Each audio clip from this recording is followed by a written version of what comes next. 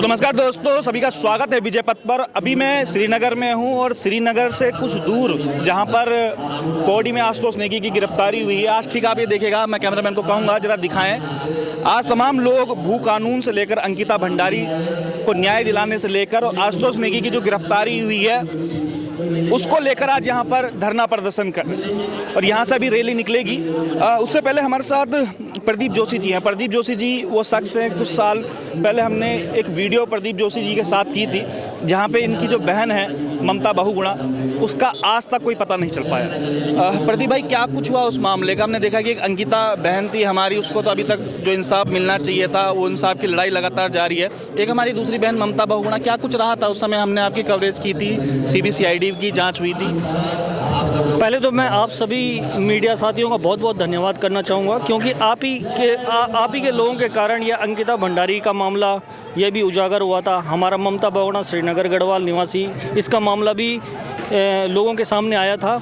और मैं ये बताना चाहूँगा भाई साहब कि पिछले 4 साल से हमारी बहन इसी श्रीनगर गढ़वाल, जहाँ आज ये मूल निवास भू कानून की रैली है, यहीं से गायब हुई थी और आज तक भी ये पता नहीं चला कि मतलब वो जिंदा है कि मुर्दा है। और मतलब अभी साल भर पहले वो केस CBCID को ट्रांसफ़र हुआ था, लेकिन CBCID में भी मतलब आज तक कोई निष्कर्ष नहीं निकल पाया है। जब हम उनको कॉल कर रहे हैं, मतलब पूछ रहे हैं इस मामले के बारे में, तो बोल रहे हैं कि जांच चल रही है। मेरे समझ में ये नहीं आ रहा है कि 4 साल से कौन सी जांच चल रही है और कैसी जांच चल रही है। 4 साल से जांच चल रही है। मतलब उत्तराखंड में अक्सर मैं कहा करता हूँ कि उत्तराखंड में ना जाने ऐसा क्या है कि हमारी बहन बेटियाँ जो गायब हो जाती है, लगातार उसके लिए संघर्ष करना पड़ता है, तब जाके कहीं शायद न्याय मिल पाता है। और कई जगह तो न्याय भी नहीं मिल पाता है, जैसे ममता बहुगुणा के साथ। वह 4 साल से संघर्ष कर रहे हैं और अभी तक पता नहीं कि कहाँ गायब हुई, क्या हुआ। अभी CBCID जांच चल रही। यह हालत है उत्तराखंड की। और ये देखिएगा, आज मूल निवास और भू कानून के लिए यहाँ पाया है। और जिस प्रकार का समर्थन सोच रहे थे कि उत्तराखंड के लोग आएंगे, क्योंकि श्रीनगर एक गढ़ माना जाता है पहाड़ का, लेकिन यहाँ पर इतनी भीड़ नजर नहीं आ रही। क्या कारण है? भीड़ ही नहीं छनी भाई साहब, हम भी यहाँ पर आश्चर्य कर रहे हैं। कभी श्रीनगर गढ़वाल राजनीति का केंद्र बिंदु हुआ करता था, यहीं से सारे आंदोलन होते थे। लेकिन आज आप देखिए, लोग अपने अपने स्वार्थों के कारण, मतलब समझ में नहीं आ रहा है। ये कोई मूल निवास भू कानून, ये कोई राजनीतिक लड़ाई थोड़ा है। ये तो अपने हकों की लड़ाई है। ये इसलिए लड़ा जा रहा है क्योंकि अंकिता और ममता जैसे कांड दोबारा ना हो। ये हमारे स्वाभिमान की लड़ाई है। अंकिता भंडारी की लड़ाई हो, चाहे मूल निवास भू कानून की लड़ाई हो, ये हमारी स्वाभिमान, ये हमारी उत्तराखंड की, हमारी अस्मिता की लड़ाई है। और अपनी स्वाभिमान की लड़ाई इसलिए लड़ना जरूरी है क्योंकि स्वाभिमान की अगर हम खो गए तो स्वाभिमान खोना मतलब अपनी पहचान खोना। तो मैं तो सबसे आह्वान करना चाहता हूँ कि आइए, एकजुट हो जाइए। ये मौका है एकमात्र, ये एक लास्ट, मुझे तो लगता है ये अंतिम मौका आप लोगों को मिल रहा है। अगर इस समय भी हम लोग एकजुट नहीं हुए तो फिर आगे हमें कोई उम्मीद नहीं रह जाएगी। मैं देखता हूँ जोशी जी, जिस समय चुनाव आते हैं पहले तो बहुत बड़ी बड़ी बातें करते हैं, रैलियाँ होती है। जैसे चुनाव, क्योंकि अब आने वाले आचार संहिता कुछ समय बाद लग जाएगी, अचानक क्या हो जाता है लोगों को? सबसे बड़ी बात यही है भाई साहब कि अगर यहाँ पर कोई राजनीतिक रैली होती ना अभी, तो लोग मतलब भर के आते यहाँ पर। मेरे समझ में नहीं आ रहा है भाई, मूल निवास भू कानून ये तो अपनी हकों की लड़ाई है। इस लड़ाई के लिए हम किसी राष्ट्रीय दल से या किसी के होंगे हम कार्यकर्ता, वो दूसरी बात है। पहले तो हम उत्तराखंडी हैं, तो अगर हम अपने हकों की लड़ाई नहीं लड़ सकते, हम अपने स्वाभिमान की लड़ाई नहीं लड़ सकते, तो फिर मुझे तो लगता है कि फिर हमारा जीना भी मतलब दूसरों के हकों के लिए हम क्या बात कर पाएंगे जब हम अपने हकों की लड़ाई नहीं लड़ पा रहे हैं। और जो हकों की लड़ाई लड़ भी रहे हैं आशुतोष नेगी, सबको पता है, जग जाहिर है किस प्रकार से उनकी गिरफ्तारी हो जाती है। लगातार 1.5 साल से अंकिता के माता पिताजी के साथ कंधे से कंधा मिला के, चाहे वो हाई कोर्ट की लड़ाई हो, चाहे वो सुप्रीम कोर्ट की लड़ाई हो, लगातार लड़ रहे हैं। और DGP साहब का जब बयान आता है वो कहते हैं कि तथाकथित समाज सेवी हैं। इस प्रकार से बयान आता है। चाहूँगा भाई साहब आपको, कुछ दिन पहले मैं जागो उत्तराखंड के पेज पे ये DGP साहब का बयान देख रहा था। वो बोल रहे थे कि अगर आशुतोष नेगी के पास कोई एविडेंस है वो तो एविडेंस लाएं। मैं आपको बता दूं कि जब हमारा केस हुआ था, ममता बहुगुणा वाला केस हुआ था, तो ऐसी ही पुलिस ने बात की थी। एक बात बताओ, ये एविडेंस जुटाना पब्लिक का काम थोड़ी ना है, ये तो पुलिस का काम है। पुलिस 4 साल से हमारे केस में, ममता बहुगुणा केस में एविडेंस नहीं जुटा पाई।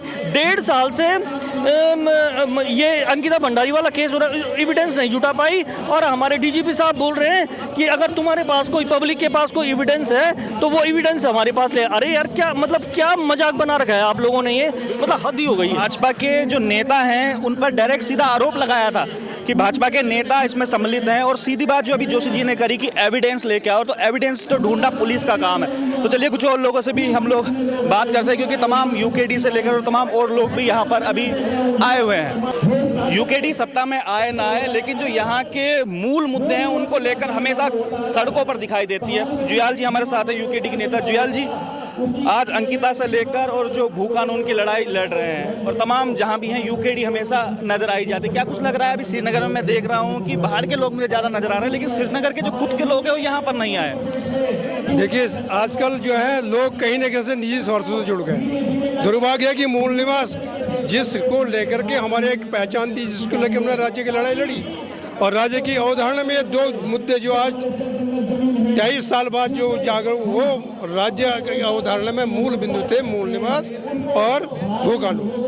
और उसी के लेकर हमने क्या हिमाचल को अपना आदर्श माना था कि हम हिमाचल की तर्ज पे राज्य बनाएंगे। राज्य बनने के बाद जब 1994 में एक चरम आंदोलन हुआ था, तो उस टाइम लगा था लोगों को कि हमारा राज्य बन के रहेगा। तो उस समय यही नहीं, उत्तराखंड के बाहर के रहने वाले लोगों ने, तमाम लोगों ने अपने प्रधान से अपने मूल निवास बना के रख लिए थे, और ये विश्वास था कि जिस दिन भी राज्य बनेगा हमारे बच्चों को नौकरी मिलेगी। लेकिन जैसे राज्य बना, भारतीय जनता पार्टी और कांग्रेस ने साजिश करके सबसे पहला हमारा हुआ हथियार मूल निवास, उसको स्थायी निवास बदल। बिल्कुल सही बात कही है, और जो स्टार्टिंग में बात कही थी, लोग निजी स्वार्थों से ज़्यादा जुड़ गए। भट्ट जी भी हमारे साथ में। भट्ट जी, यूकेडी कहीं ना कहीं नज़र आ ही जाती है जो यहाँ के मूल मुद्दे हैं, लेकिन जैसे भाई साहब ने बात करी निहाल की, जो यहाँ पर है वो बाहर के लोग हैं, लेकिन यहाँ के जो श्रीनगर के खुद को लोग हैं वो यहाँ पर मौजूद नहीं है इस समय। और यहाँ पर देखा गया है कि श्रीनगर एक गढ़ रहा है पहाड़ का। देखिए, ये पूरा जनमानस उत्तराखंड के नौनिहाल बच्चों के भविष्य को सुरक्षित करने के लिए सख्त भू कानून और मूल निवास की बात कर रहा है। और दुर्भाग्य की बात है, लोकसभा चुनाव के नजदीक आते ही लोग पार्टियों में बट गए, इसलिए यहाँ पर वो जनसंख्या, वो भीड़ नहीं दिख रही है। जबकि अंकिता हत्याकांड में जब अंकिता को का दाह का जो है संस्कार हो रहा था, उस समय में पूरा श्रीनगर उन्मादित हो रखा था और कह रहा था कि हम उत्तराखंड की बिटिया को न्याय दिलाएंगे।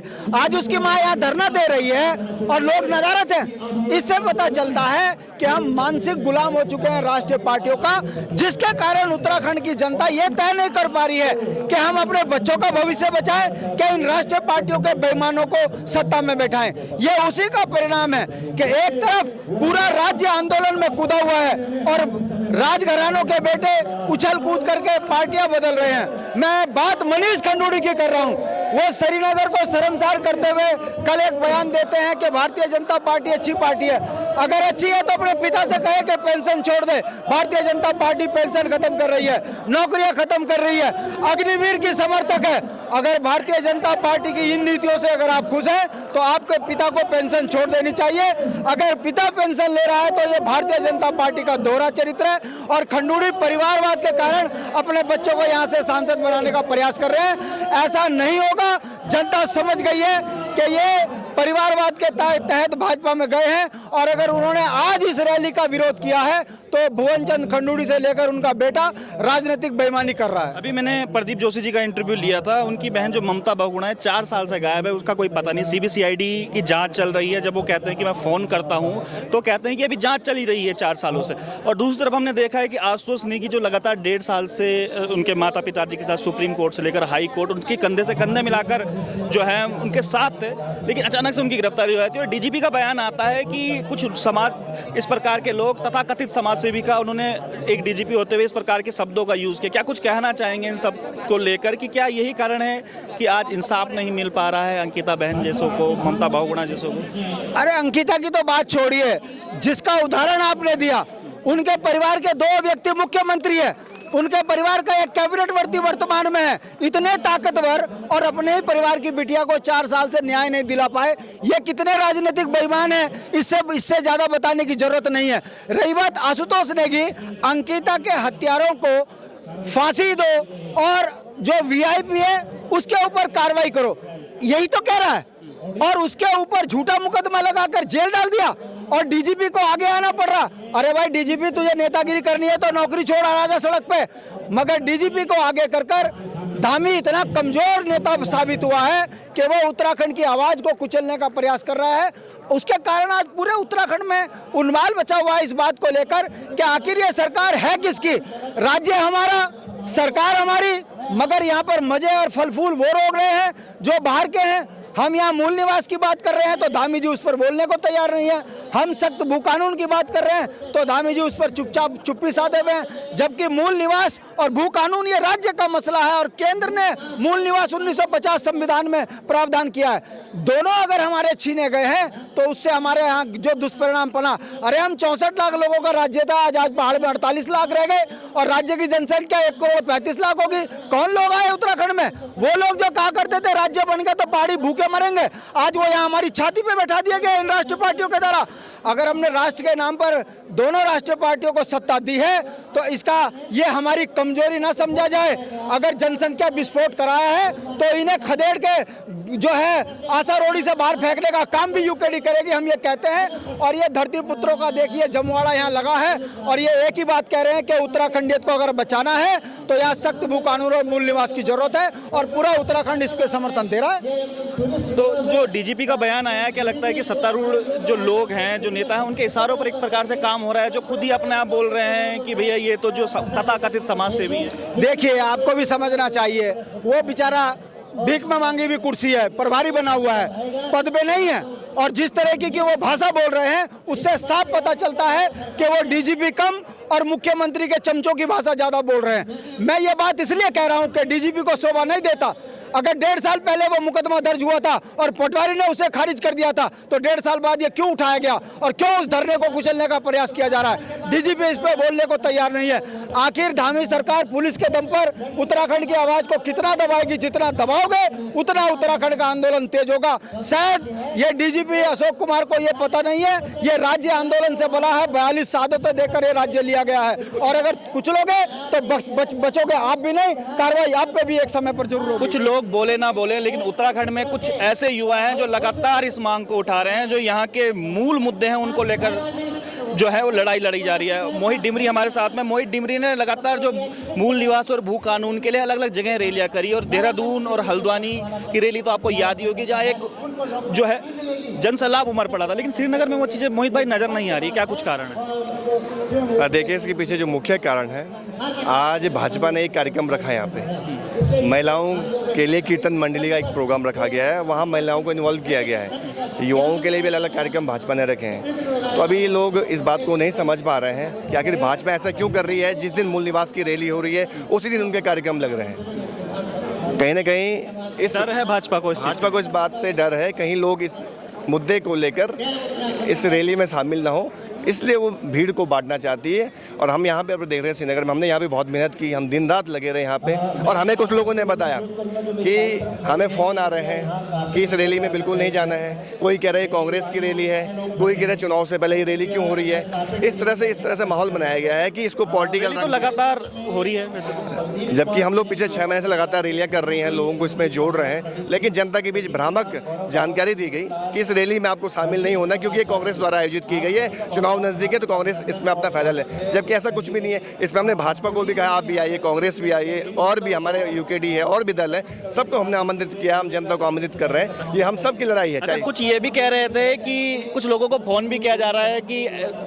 उनकी फोटो खींचिए जो इस रैली में आएंगे, ये सच बात है? बिल्कुल बिल्कुल, ऐसा कुछ सूचना हमें मिली है कि इतना दबाव यहाँ पर स्थानीय जनप्रतिनिधि द्वारा बनाया जा रहा है कि जो भी रैली में जाएगा उन सब की फ़ोटो आनी चाहिए और उसमें देखना है कि कौन कौन लोग हैं जो रैली में गए हैं, उनको चिन्हित करना है। तो इस तरह से यहाँ पे जब सोच बन गई है तो हम लोगों से कहना चाहते हैं, अगर आज आप नहीं लड़े अपने अस्तित्व के लिए, अपने वजूद के लिए, नौकरियों के लिए, अपने बच्चों के भविष्य के लिए, तो आने वाले समय में कहाँ हम लोग अपने राज्य में सुरक्षित रह पाएंगे। आप देखो, आप पार्टी विशेष से अलग हटकर देखिए, पहले सोचे कि हम यहाँ के मूल निवासी हैं, पहाड़ के लोग हैं, हमारे अपनी ज़रूरतें हैं, अपने रिसोर्सेस है, उस पर अपना अधिकार चाहिए।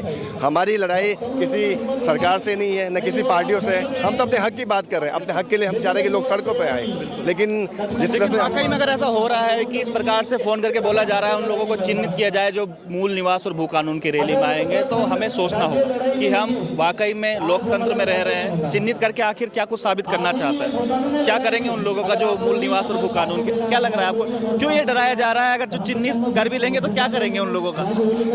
हम तो स्पष्ट कर चुके हैं, चाहे ये कितनी ताकत लगा रहे हैं, लेकिन हम इस आंदोलन को आगे बढ़ाते रहेंगे। चाहे एक ही आदमी इस आंदोलन में जुड़े, लेकिन हम इस लड़ाई को बिल्कुल भी खत्म नहीं करेंगे। हम तब तक लड़ते रहेंगे जब तक हमारे अंदर अपनी सांसें चल रही हैं। हम सब ने तय किया है, लेकिन हमें इतने निराश हम लोग बिल्कुल नहीं है। आज हम देख रहे हैं इसके बावजूद भी सैकड़ों की संख्या में लोग यहाँ पे आ रहे हैं। अभी भी कई लोग जुटना शुरू हो रहे हैं, लेकिन जिस तरह से मैसेज दिया जा रहा है पब्लिक के बीच में कि रैली में नहीं जाना है, वहाँ जाएंगे तो ये पार्टी विशेष का कार्यक्रम है, तो ये सब भ्रामक जानकारी नहीं देनी चाहिए थी। इससे एक गलत संदेश जनता में जा रहा है। हम ये कहना चाहते हैं कि मूल निवास न होने से कितना नुकसान हो रहा है, चाहे वो भाजपा के कार्यकर्ताओं के बच्चे हों, चाहे भाजपा के खुद के कार्यकर्ता हों, चाहे कांग्रेस के भी हों, चाहे अन्य आम जनता हो, सबका नुकसान हो रहा है। चुनाव आ रहे हैं मोहित भाई, यूकेडी भी चुनाव लड़ेगी इस बार, हमारे मोहित भाई भी दिखेंगे हमें चुनाव लड़ते हुए। देखिए, चुनाव को लेकर हमने पहले स्पष्ट किया है, क्योंकि हम लोग मूल निवास भू कानून समन्वय संघर्ष समिति को चला रहे हैं, तो हमने स्पष्ट किया हम चुनाव नहीं लड़ेंगे, न हम चुनाव लड़वाएंगे। हमने जनता को के ऊपर छोड़ दिया है, आप तय कीजिए जो आपके मूल निवास। नहीं लड़ेंगे तो ठीक है, लेकिन चुनाव लड़वाएंगे नहीं। एक्चुअली हम लोग अभी मूल निवास की लड़ाई को आगे बढ़ा रहे हैं और इस मूवमेंट में हर राजनीतिक दल हमारे साथ हैं और भाजपा को छोड़कर, और आम जनता हमारे साथ है। हम किसी एक पक्ष में खड़े नहीं हो सकते हैं। हम एक पब्लिक से कहना चाह रहे हैं कि आपकी मूल निवास भू कानून की लड़ाई में जो भी व्यक्ति शामिल है, आप उसको देखिए, उसको आप चुनाव जिताइए। वो जनता को तय करना है कौन वो प्रत्याशी हो सकता है जो आपके मुद्दों को उठा रहा है। तो हमने जनता पे सब कुछ छोड़ा हुआ है। चलिए, जनता पे सब कुछ छोड़ा हुआ है और जनता वाकई में चाहती है कि मूल निवास और भू कानून जैसा जो मुद्दा है वो उत्तराखंड में होना चाहिए, या मूल निवास भू कानून उत्तराखंड में आना चाहिए। तो उन्हें भी ज़्यादा से ज़्यादा समर्थन करना चाहिए। और लोग जो इन चीज़ों को नहीं समझ पा रहे हैं, जो आज की नई पीढ़ी है कि मूल निवास उत्तराखंड आखिर है क्या, इससे हमें क्या कुछ फ़ायदा होने वाला है, तो वो चीज़ें उन्हें भी जरूर समझाइएगा।